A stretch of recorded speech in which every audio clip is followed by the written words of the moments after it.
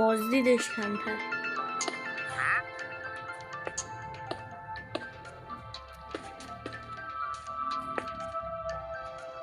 بله همین ستا رو میذاریم روشون، ردستون میذاریم این ورم دوباره ردستون و روی این ردستون یه دونه بلاک میذاریم برای قشنگی کار دیگه.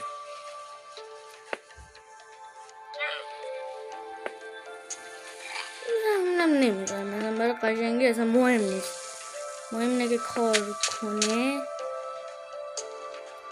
اینجا میایم پله میذاریم، اینورم دوباره پله. گیری کردیم دوباره اینورم پله میذاریم، پله.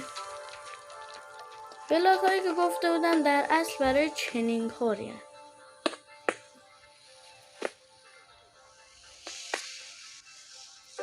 من نزدیک 1 ماه که همچین پله هایی درست نکردم.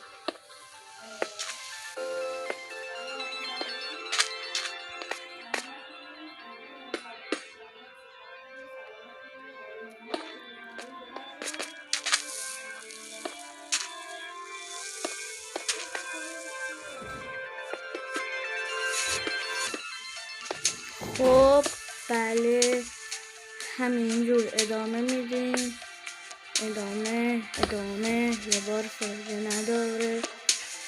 خب همینجور میذاریم، اینجا میذاریم، اینجا اینجا اینجا اینجا اینجا اینجا اینجا اینجا. خب روشون نخ میمونده، میایم اون نخایی که افته بودن برای همچین کاری بود. خب دیدین الان باز میشه، دوباره همین ور، دوباره همین ور، دوباره همین ور، دوباره همین ور، دوباره همین. آخرش بد شد.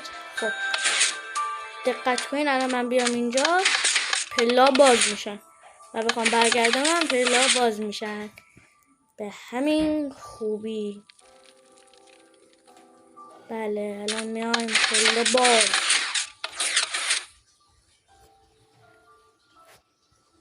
بله خداحافظ.